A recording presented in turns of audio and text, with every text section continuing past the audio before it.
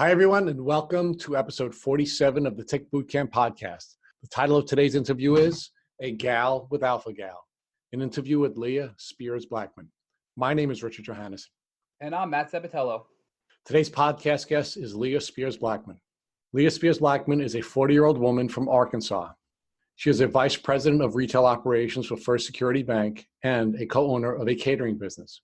In June of 2017, after enjoying the food served at a wedding in Colorado, Leah's tongue began to swell. Shortly after returning back to Arkansas from the wedding reception, she attended a pizza party and noticed that her face and eyes were swollen. Finally, on Labor Day of 2017, Leah and her wife traveled to Beaver Lake in northwest Arkansas for a birthday celebration. While in the middle of the lake, Leah began to suffer swelling that was so severe that skin on her lips began to crack and her eyes were swollen shut. A quick-thinking friend called a local doctor for emergency treatment advice, and one of the questions the doctor asked was, had Leah ever been bitten by a tick? Upon returning home from the trip, Leah made an appointment with a local allergy center and was diagnosed with the tick-borne alpha-gal red meat allergy. Hey, Leah Spears-Blackmon, and welcome to the program. Thank you so much. Good morning. Can you share with our audience where you are from? I am from Fayetteville, Arkansas. It is the flagship university town of the state of Arkansas. Go Razorbacks. Leah, where did you grow up? I actually grew up in Tahlequah, Oklahoma, which is the home of the Cherokee Nation, and on a farm, and moved over to Northwest Arkansas during high school and graduated from the University of Arkansas and never left. What degree did you graduate with? I have a Bachelor of Science in Education with a focus in early childhood. I've actually never used it. I fell into banking nearly 20 years ago and am now the Vice President of Retail Operations for First Security Bank, which is located locally. Because tick diseases are family diseases, we also ask our guests to share with our audience their relationship status. Yes, I am happily married to a brilliant woman. Her name is Micah, and she is a chef. We own a catering business that she runs and operates, and we've been married for just over 5 years. Can you share with us when you first began to see the symptoms of a tick disease? Yes, so my story is a little unique in that I do realize how lucky I am that I was able to determine what this situation was so quickly. I know that so many people have suffered for years without an answer and going through a multitude of doctors. 2017, in June, we were attending a friend's wedding in Telluride, Colorado, and a lot of festivities. We were having a great time. My mouth felt weird and my tongue felt swollen and just crazy. I kept biting the side of my tongue because it was so swollen, and really just thought that maybe it was just the acidity and the different food that I'd been eating, and the swelling would decrease, but then it would come back, all the while just eating all of the foods that I love, especially out there in that region, and never really having a thought about anything being food related, except for maybe the acidity in the sauces and things of that sort. We came home and attended a friend's birthday party, which I know now in retrospect, it was a pizza party. And of course, love pizza, was a very, very non-picky eater. And we were getting ready for bed, and I turned and looked at Micah and I said, oh my gosh, is something wrong with my eye? And she jerked back. It shocked her. And she said, your eye is nearly swollen shut. Again, thought maybe it was bad mascara. It's weird how you try to reason away a situation and come up with just what might be a really feasible reason for why your body is all of a sudden freaking out. I took 2 Benadryl, went to bed, prayed that it would not be swollen when I got up, because I was thinking, how am I going to go to work with my eye swollen shut? I woke up, the swelling was gone. And then a couple of weeks later was Labor Day weekend of 2017. And we were out in the middle of Beaver Lake here in Northwest Arkansas. And it was my wife's birthday weekend. We were having festivities, again, all of the food that you can imagine. And I woke up one morning and my mouth hurt so badly. And again, I looked at Micah and she was like, oh my God, what is wrong with your lip? And so I didn't realize at the time what this was, but it was full on angioedema. And my lip was so swollen that the skin was beginning to split and my eyes were beginning to swell. Fortunately, some of our very dear friends just lived down the road. And so I made a phone call. They called their local doctor. Keep in mind, we're pretty remote at this location. And so it would have been probably about a half hour, 45-minute drive to an emergency room. And they get their doctor on the phone. And this doctor is actually the first person that said, has she been bitten by a tick? And I was like, I don't know. I mean, of course I have. I grew up on a farm. We're out in the middle of the lake. Of course I've been bit by a tick. And he said, it sounds like red meat allergy. And so he told my friend, give her a Zyrtec, give her this many Benadryl. If anybody has a Zantac, which of course I'm thinking, what does Zantac have anything to do with this? But at that point I wasn't asking questions. I was just following direction. And that was the scariest episode. After that trip, I was fine. The swelling started to go down.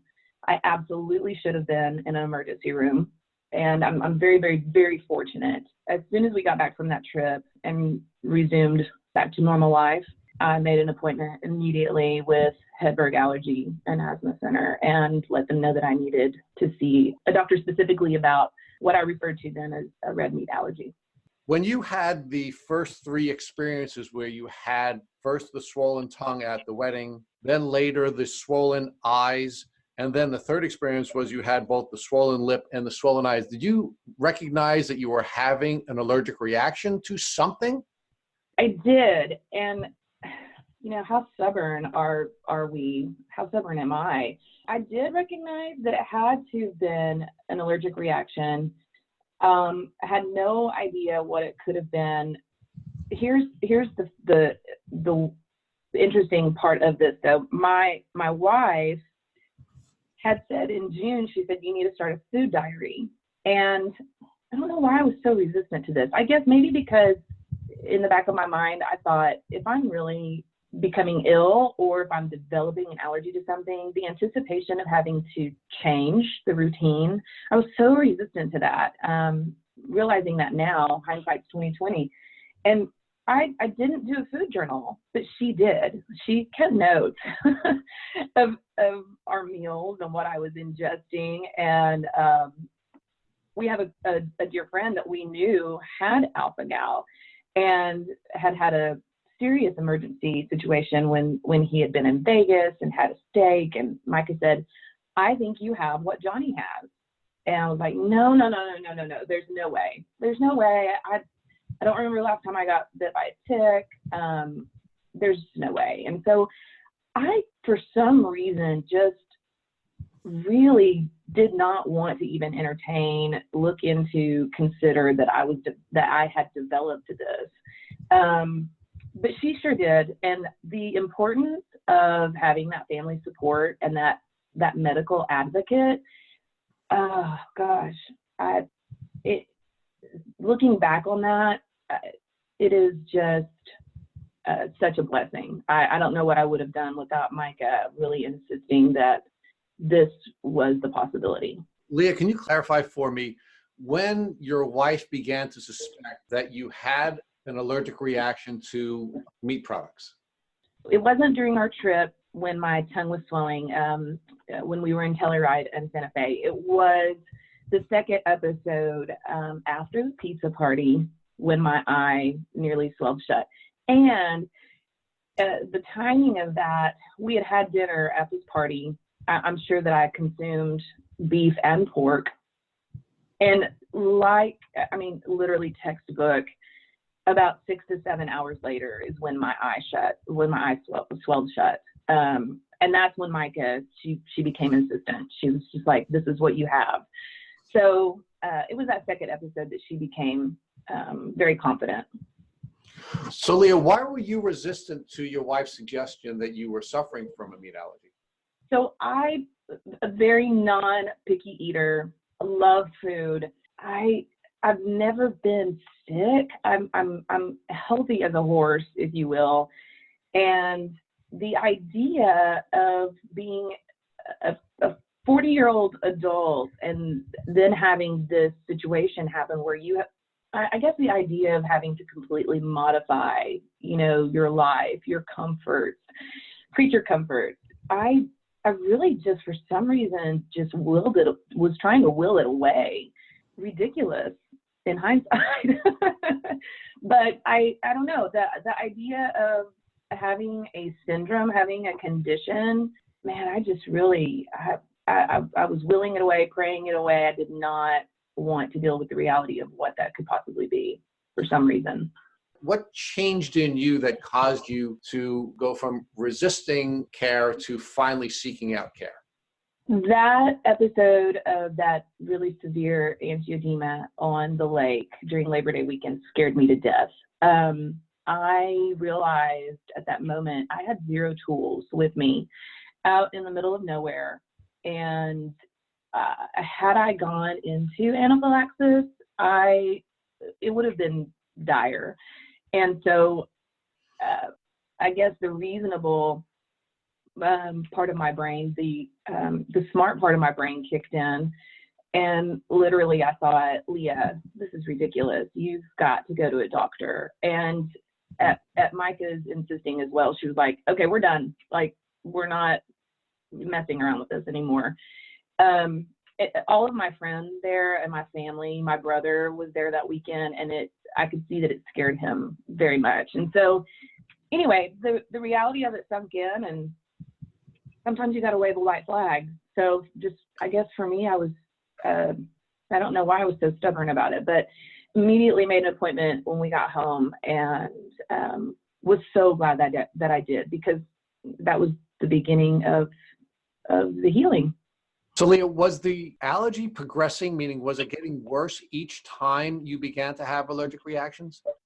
Yes, it was. And that trajectory was what was so eye-opening, is that, at the beginning, that first reaction early in the summer of 2017, it was slight. It was uncomfortable, but it was just slight. And then as that summer progressed into that Labor Day weekend reaction, it increasingly got worse and worse. So Leah, I want to stress for our listeners that although you sort of pushed it off until the fall of 2017, those reactions you were having could have been really severe and potentially fatal if they worsened.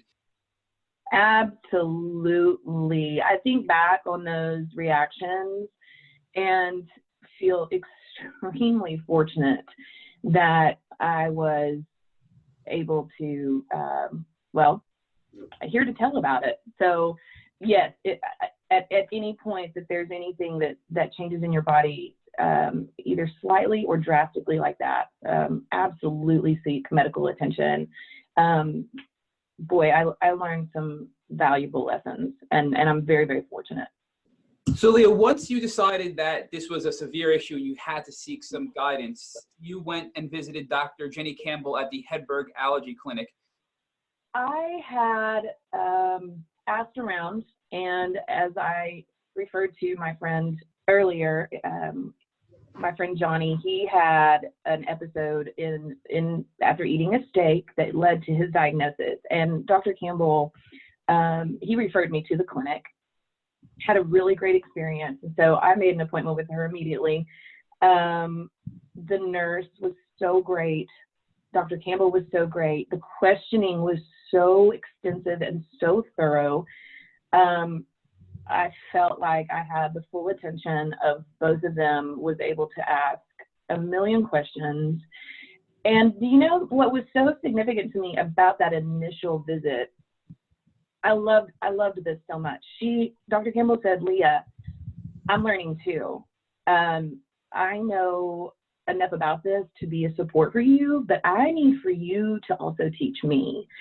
And I loved that so much. That just really resonated with me. I felt like I had an advocate and a support in that relationship. And so it was just a really great experience. She immediately sent me to the lab for the testing, and I got my results back very quickly. And she was just extremely attentive and made sure that I knew exactly what the diagnosis was, and just really open conversations and a direct line of communication. Leah, did you find that honesty, that pure honesty of your allergist about that she's learning with you, that alpha-gal is still a new allergy and where you don't know everything about it, to be sort of common for you to be more open with your doctor rather than that sort of one-way relationship with the doctor? Absolutely. Her letting me know that, and she was, she was really honest about the research that she had done to date when we were having that conversation, explaining to me that there's, varying ideas about how the allergy is how someone becomes allergic through the bite, if there is a remission process. I mean, she was just so honest with me about all of the questions that still remain. And so, yes, our interactions have been two-way all the time. And when I really wanted to start gathering more information, was doing a lot of research on my own, and ultimately starting my blog and my website, I reached out to her, and she said, "Oh my gosh, what can I do? Let me be involved as much as you need me to be." And so it's been a great relationship. I trust it wholeheartedly, which is a real comfort to be able to know that I have a doctor that I know is going to listen to me and give me their full attention, and also want to understand what I'm experiencing so that she can help other people. Leah, you mentioned that your friend had a steak allergy and went to Dr. Campbell, and as a result recommended Dr. Campbell for you as well. Did your friend experience the alpha-gal allergy too? Yes, and is still treating the syndrome by avoiding mammalian meat. My friend does not have the dairy sensitivity that I have. I'm a little jealous.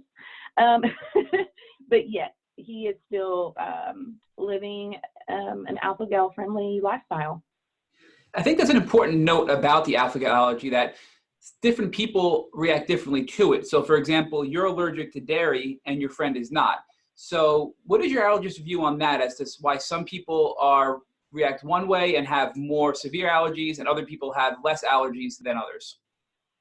Seriously, right? It runs the spectrum. And that's also one of the big questions. There's no understanding of why I might have a higher, reaction to something versus someone else who might be able to have dairy. I know people on the social media communities that can't be in the same room with fumes from mammalian meat being prepared. Such high levels of sensitivity, which would that's miserable. To really have to navigate your environment to such a degree. I cannot imagine what that would be like. And I feel for those people. I've asked, I'm still seeking information on that. I know that there are doctors and scientists pursuing better understanding of why the spectrum of sensitivity. At this time, I do not know exactly why that is for some and not for others. So Leah, we had a guest several months ago, Sarah Sheneman, who was on our podcast, who had a very, very severe reaction to the alpha-gal allergy, and can't even go to certain grocery stores because of the smells will cause her to pass out. So really it goes from really, really aggressive to mild in some cases. And the reality of it is we just don't know yet why certain people react certain ways. Correct. Yeah, that's so true. And I've been really careful too, just about reading other people's stories and what's triggered a reaction. Use cross-contaminating cutting boards and your cutlery. We're really, really careful about stuff like that. I don't know that I've had a reaction simply based on using a cutting board that's been previously used for carving pork tenderloin or a steak or something like that. But I know that does happen to people with alpha-gal who have higher sensitivity, and I just really try to avoid it. But it's so true. That's so scary to not be able to control an environment. You've got to go to the grocery store. If your workplace is having a pizza party and you're allergic to fumes, trigger your reaction. It's scary. Leah, you also mentioned that your reaction would occur about 6 to 7 hours after ingesting the food product that you were allergic to. Can you describe why it takes so long for you to have that reaction? Well, alpha-gal, the reactions trigger, and this is what makes it so tricky to really drill down and understand that your situation is alpha-gal. A lot of people with shellfish, peanuts, those sorts of allergies, for most people, based on what I understand, those reactions are fairly immediate.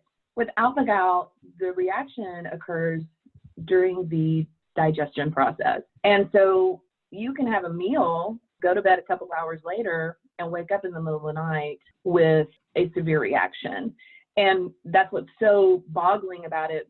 Before you understand what that is, you wake up and you think, oh my gosh, I've been asleep. Like I haven't been in contact with anything. And I know that I've read stories where people were like, is there a wasp in the room? Like, did I get a spider bite?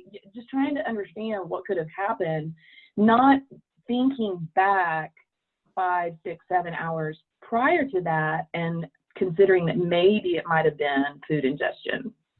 And the scary part about that is this potentially fatal allergic reaction, if you don't understand what's happening, happens so much later on that you're not going to correlate the food that you had 7 hours ago to the reaction you're having potentially.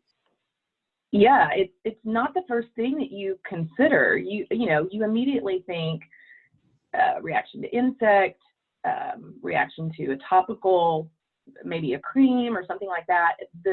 The idea that it could have been a meal 7 hours prior usually is not the first thing that's considered. On that note, it seems like, many people may or may not have heard about this alpha-gal allergy as it's relatively new, but it's important to know that it's not uncommon.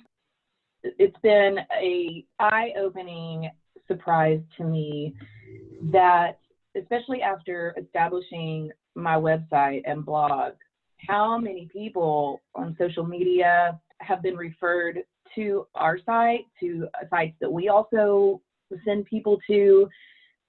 These online and social media communities, there have been so many people say, hey, Leah, I sent somebody to your website, or hey, Leah, I know somebody they're going to, check out your Facebook page. And it's just becoming more and more common, which is so scary that it's still so many things about it are unknown, but it's just, you're increasingly understanding that so many more people are being impacted.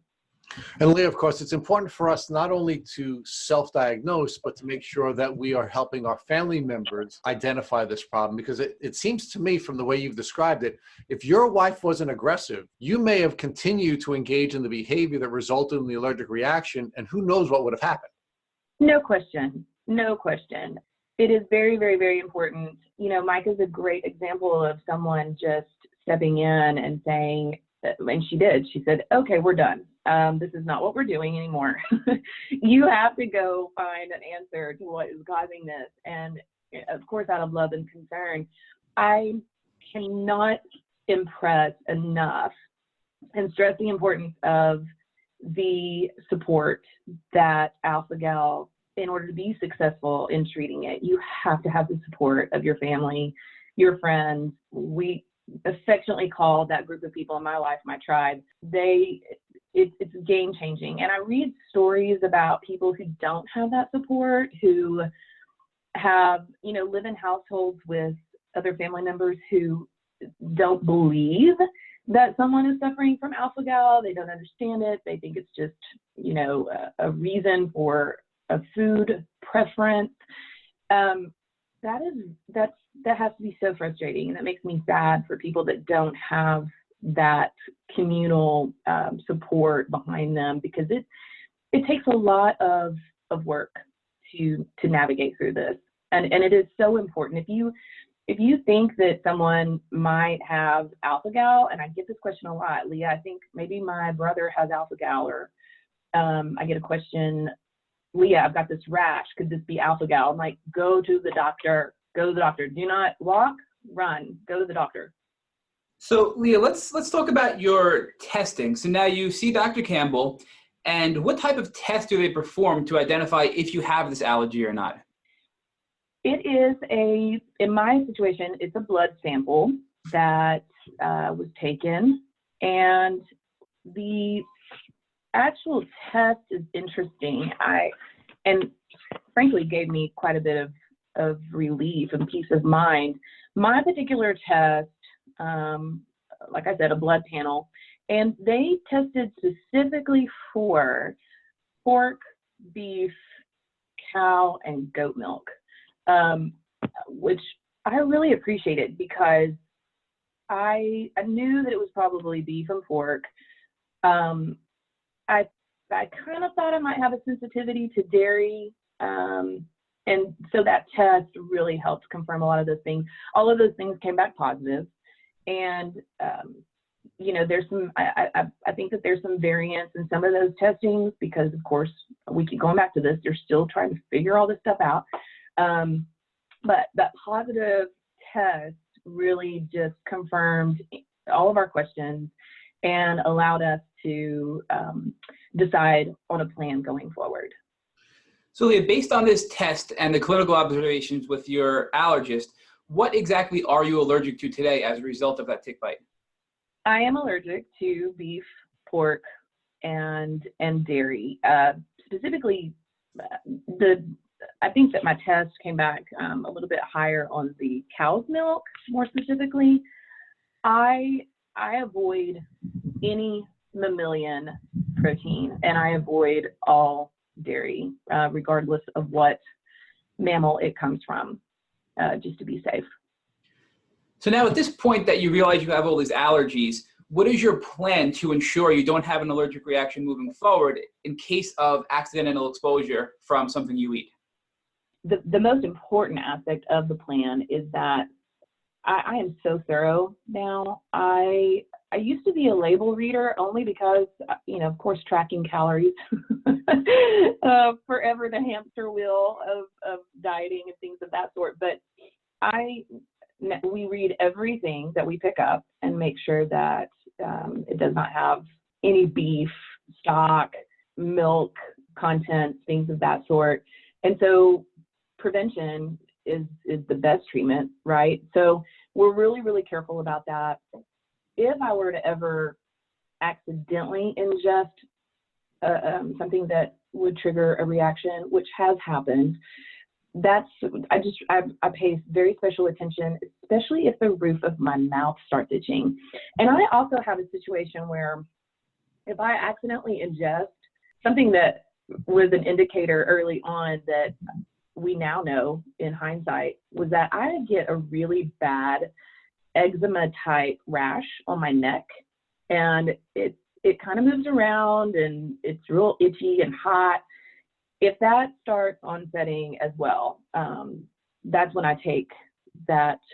I have a cocktail that we refer to it as a cocktail. It's part of my anaphylaxis emergency action plan, and it is a portion of Benadryl, prednisone, and Zantac. And if I notice that something's coming on, the itching of the roof of my mouth, maybe splotchiness on my neck, I take that combo.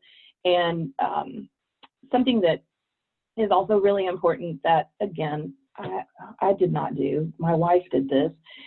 We have this combo, this Benadryl, prednisone, Zantac combo, portioned out and distributed all through our house, in my office, both cars.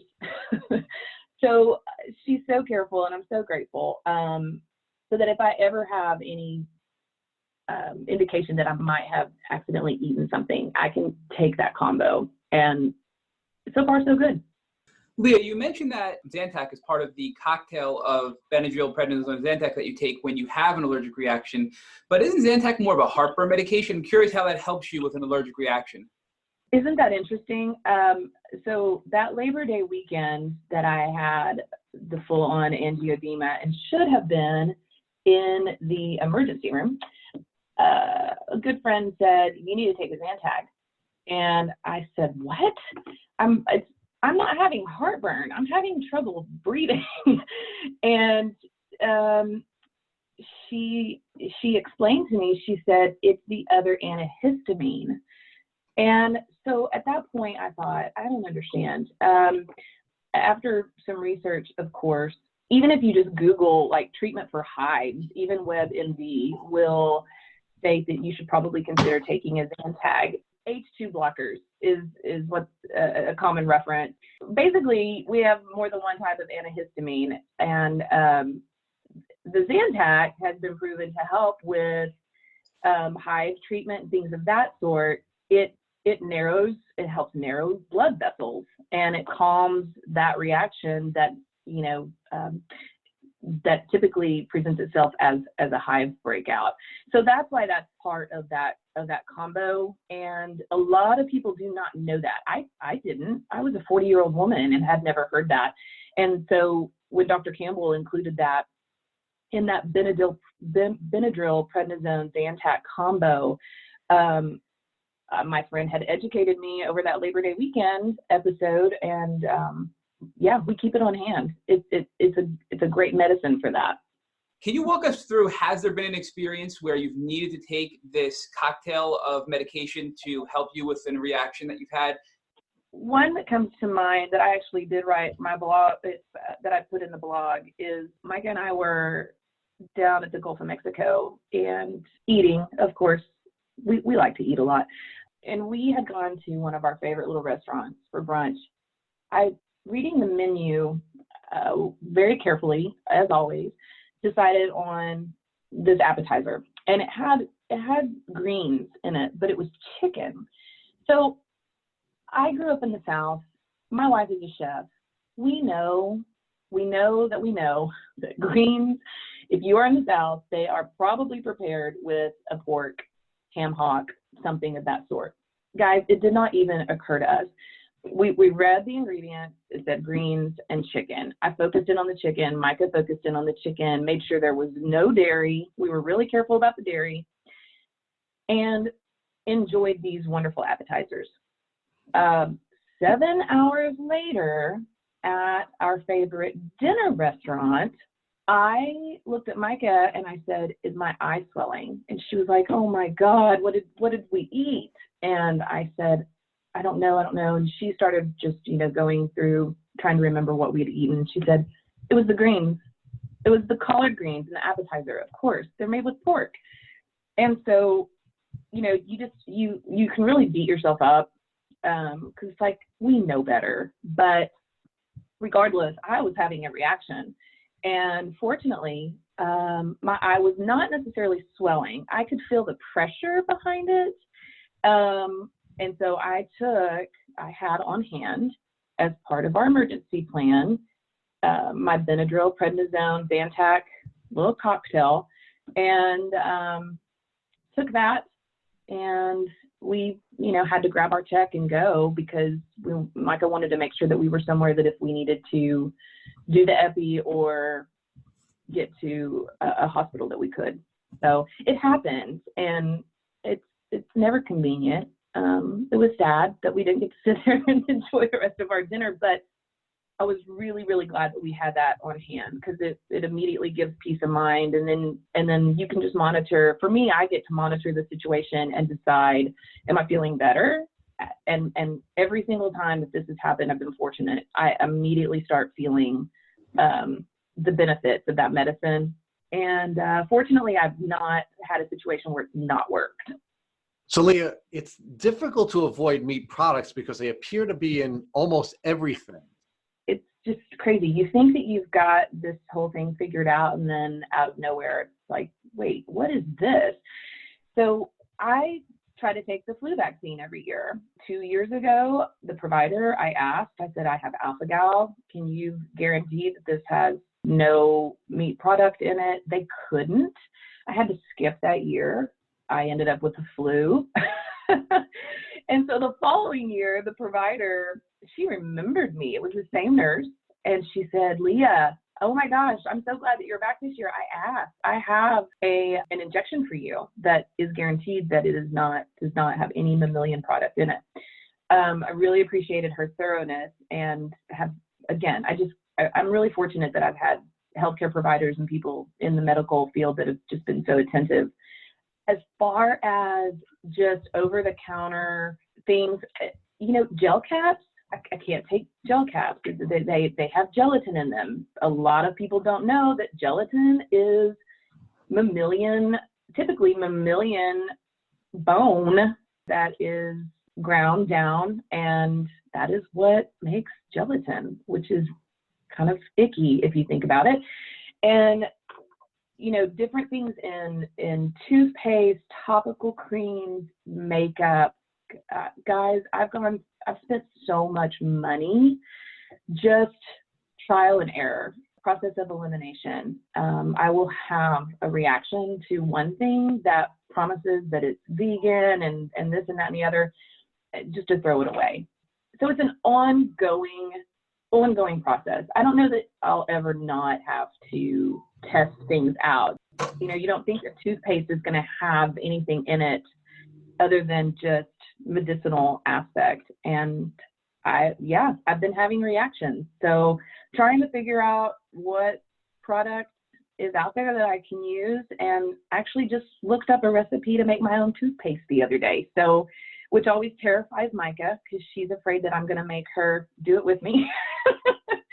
But, you have to look into those kinds of things. And that's the next step. I think I'm going to probably be blogging soon about my experience of making my own toothpaste. Have you ever had an experience where the cocktail didn't work and you had to use the EpiPen? No, never. And thank God. Fortunately, I've not had to use the Epi. I update it every year as recommended and keep it on my person everywhere that I go. I've never had to use it.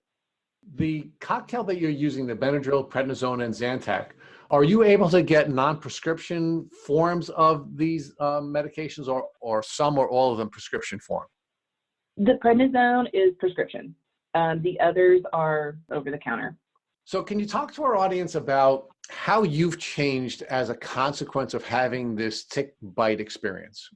Our day-to-day life in so many ways still looks the same.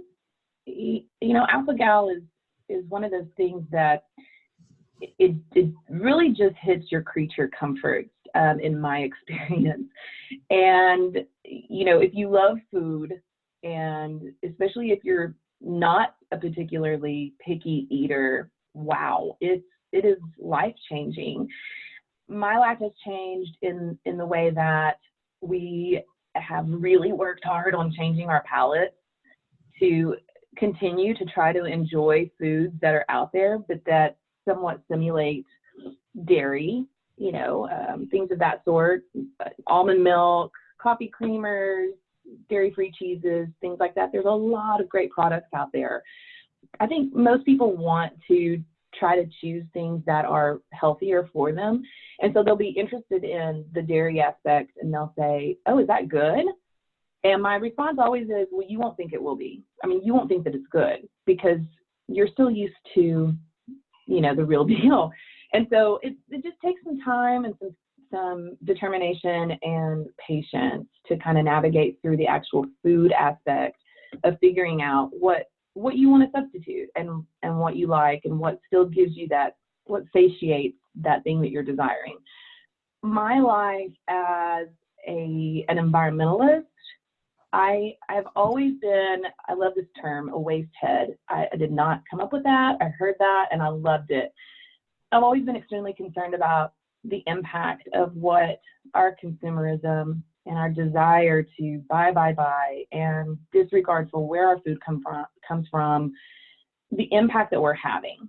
And Alpha-Gal has really slowed me down to stop and consider where my food is coming from and the impact of mass production. Collectively, our household for Micah and myself are carbon footprint is so much lighter. And, you know, I always had this desire to live and eat a cleaner diet, and I never had the discipline. So how funny is that? And now I don't have a choice. So the irony is not lost on me. and that's the silver lining. That's the thing that if I can be grateful for anything about this, it is that. And I've learned so much about, like I said, food production, our impact of consumerism, and how to really just slow down and consider our impact globally. I think I read an article, and it's on the Alpha Gal Facebook page. I posted it not long ago, but it was about this idea that Mother Nature is collecting her debt. And I know that can be way far out there for some people, and they're like, well, she's insane. Mother Nature has, you know, is not an entity that's going to come back and, you know, try to make right. A lot of people believe that. I actually personally believe that the cycle of our planet and our coexisting with all of these other animals, organisms, plants, we're so connected. And we have been really poor stewards of everything that's beautiful around us. And I don't know, I don't think that we've brought this on ourselves, but I do think that it is a consequence that we're having to deal with, that what we've created and how fast we have desired for things to be available. I think this is something that we're having to answer for. I'm not saying that Alpha Gal is a direct response to that necessarily. I'm just saying that all of these syndromes and these illnesses that are coming, they're coming from insects and our environment. And so I think we've got to pay better attention and consider what our impact is that's prompting these things. So Leah, this begs the question, if your Alpha Gal allergy could be put into remission, Mm-hmm. and I know there is debate in the medical community about whether or not you can go into remission from the alpha gal allergy, but assuming you could, would you make the changes and go back to eating a traditional diet if you could move into remission? That answer for me is so easy without hesitation. I absolutely would not go back. I know for some people in the alpha gal community, that is their desire and their ultimate goal. And I do not judge that at all. Man, I loved a medium rare steak just like the next person. But again, the work that it takes to find substitutions and to change your palate and to change your routine, it takes so much work. And also, you only know what you know, right? So when you start kind of looking into these things, if you research where your food is coming from, if you research the dairy industry, if you research, and I'm not a conspiracy theorist at all, but if you start understanding and knowing what is going on with your food production, a lot of it's really scary. And I think that a lot of it is attributing to certain illnesses. I feel better now than I probably ever have eating this clean diet that is now a requirement for me. Again, like I stated, it's the silver lining in all of this, in that I'm forced to live the lifestyle that I never previously had the discipline to actually follow through with. So no, I would not go back. So Leah, in addition to the blessing of becoming a more environmentally aware, or the awakening that you had described, you've also gone through another transformation, an external transformation, where you've become an activist on social media. Can you share with our listeners what triggered your activism and in what form has it taken? So this has been such a unexpected treat and blessing, and just part of my identity that I didn't know that I would end up encompassing. My sister-in-law, Julia, who helps me run A Gal with Alpha Gal, our website, she said to me at one point, she said, "Leah, you're the gal with Alpha Gal." And I said, "Yeah, that's funny. That's catchy." She said, No. you wanted a resource when you first got diagnosed and you could not find a good resource, a point place to go for answers. She said, you're the gal with Alpha Gal. And we kind of laughed, and then we stopped laughing and kind of looked at each other like, are we going to do this? Julia's brilliant in web design, and she's a phenomenal artist. And so she said, if you want to do this, I'll provide the platform. And the rest is history, pretty much. We launched agalwithoutthegal.com. It'll be a year ago in October, which is crazy. And along with that, of course, we launched the Facebook and the Instagram pages, also by the same name. You can find us there. Through that medium, it really has been cathartic in that I've been able to provide answers that I've discovered that personally work for me as recommendations for our visitors to consider. And I've gotten wonderful feedback from that community as far as other things that are working for our followers, discoveries and recipes, and also just the activism portion of, really being mindful of where are you buying your food, your waste, what are you putting out? It's really just been so exciting. So Leah, there's been another transformation that you and all victims of tick bites go through, and that is you become more aware of ticks and the challenges that they present. So I'm going to ask you the classic tick hacker question. If you were bitten by a tick tomorrow, what would you do? I know exactly what my immediate reaction would be. It'd be really seriously adding insult to injury. And so that has happened to me. And meaning you've been bitten by a tick since your Alpha Gal experience. Exactly. And that was my response. I thought, this is just, how ridiculous is this, that we're dealing with Alpha Gal and here's another one of these just diabolical critters. And so what I did is I went into fast mode and was like, Micah, immediately, called on my spouse and said, oh my gosh, is this a tick? And she was just like, unbelievable. Yes, it's a tick. And so properly removed with the tweezers, and just upon identification, realized that it was not a Lone Star tick. And I knew that on my calendar, I had an annual appointment with Dr. Jenny Campbell at Hedberg that was coming up. I think it was literally that following week. And so I let her know, of course, that I had been bit, and she scheduled the annual blood panel that I do every year. And it did not indicate an increase in my numbers, which was an answered prayer for sure. So I would say just be very, very careful and make sure that you remove the tick correctly. There's a lot of instructional things on the internet that will give you visual of how to do that. There are a lot of state supported, local supported places that you can send that tick actually to determine if it's carrying a disease. And then I would absolutely just make an appointment with your doctor. Make sure that you clean the area really well and just make sure that you follow through. So Leah, were you worried about any other tick-borne diseases when you got bit the second time by that tick?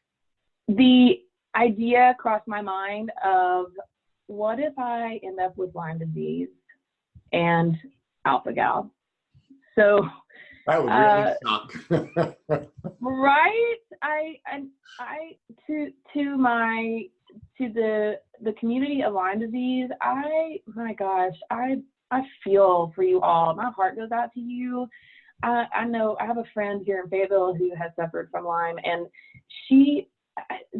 in her joints, it's just so degenerative, and she has suffered for a long time and took a long time to get diagnosed. Yes, that thought absolutely crossed my mind and still does. When we're getting ready to go out somewhere, even if we have a beautiful botanical garden here, the grass is manicured, and this place is just gorgeous, and the grass feels like carpet. It is so well attended. I do not relax at all unless I'm completely covered in repellent. because that idea is absolutely terrifying. Or if the tick bite may be even more sensitive, on the sensitivity spectrum of reaction, I can navigate pretty easily with where I'm at right now with alpha-gal and what my numbers are. I can't imagine it being requiring me to be even more diligent about my environment as far as fumes or higher sensitivity to cross-contamination type things. It could be so much worse. And that thought does cross my mind. So Leah, we can't thank you enough for sharing all of your brilliant insights with our audience. And we really appreciate you sharing how this experience has affected your entire family and how this family disease has been one that you and Micah and the rest of your extended family have dealt with so brilliantly. So again, thank you so much for sharing your experiences with us and our audience. Happy to do it. The more that we know, the better resources that we will have. So thank you so much for this platform. Thank you for listening to the Tick Bootcamp interview with Leah Spears-Blackmon. To our listeners, we have a call to action. First, if you'd like to learn more about Leah Spears-Blackmon and her tick disease journey, please visit her Instagram at galwithalphagal. Second, if you enjoyed this episode of the Tick Bootcamp podcast, please share it with your friends by using the social media buttons you see at the bottom of the post. Third, we here at Tick Bootcamp have created a tick bite blueprint that is inspired by the information that has been shared with us by our past podcast guests. We urge you to visit our website at www.tickbootcamp.com to view the blueprint. We would appreciate it if you would contact us with any improvement suggestions. Fourth, don't forget to subscribe to this podcast on iTunes, Google Play Music, or Spotify to get the automatic episode updates of our Tick Bootcamp podcast. And finally, we want to thank you, our listeners, for your past comments. We would also appreciate if you would take a minute to leave us an honest review on iTunes, Instagram, or website for this episode. We make it a point to read every single one of the reviews we get. Thank you for listening.